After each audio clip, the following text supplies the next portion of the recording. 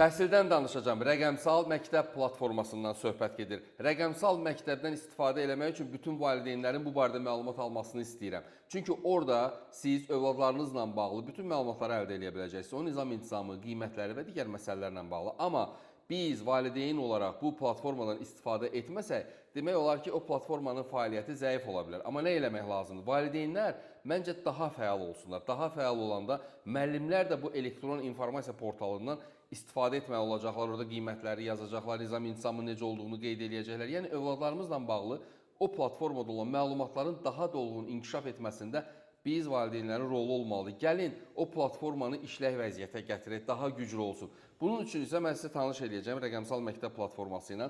Və burada nə var? İlkin səhifədə siz öz asan imzanız varsa asan imza ilə, identifikasiya nömrəsi ilə, yəni şəxsiyyət vəsiqənizlə və yaxud da sima olan o platformanı ki var, elektron informasiya portalıdır o da, onu yükləyə bilərsiniz telefonunuza və daxil ola bilərsiniz. Daxil olanda burada bir neçə bölmə var: şagird, valideyn, müəllim, direktor bölməsi.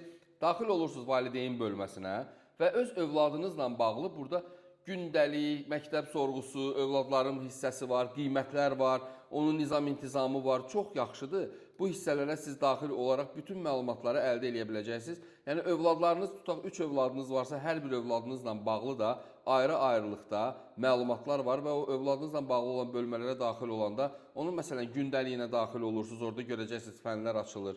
Daha sonra qiymətlərinə daxil olursunuz. Orada qiymətlər bölməsində məlumatları əldə eləyəcəksiniz. Hansı ki, məsələn, son tutaq, məsələn, Azərbaycan dilindən və yaxud da ingilis dilindən nə qədər imtahan verəndən sonra məlumatlar əldə eləyir. Və burada ən yaxşı məqamlardan biri nədir? Direktorla əlaqə saxla.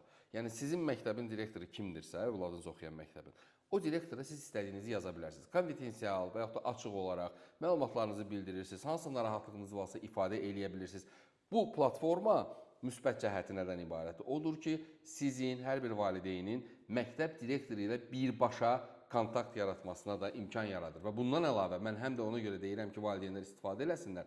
Çünki biz bu platformanı belə diqqətdə saxlasaq, orada olan müəyyən məsələlərdə tələblər eləsək, artıq o platforma daha yaxşı və işlək vəziyyətdə olacaq. Ona görə də rəqəmsal məktəb platformasını istifadə eləyək və övladlarımızla bağlı olan məlumatların hər gün orada toplanması, yazılmasına nail olaq. Ona görə daxil olun bu platformaya, rəqəmsal məktəb platformasına.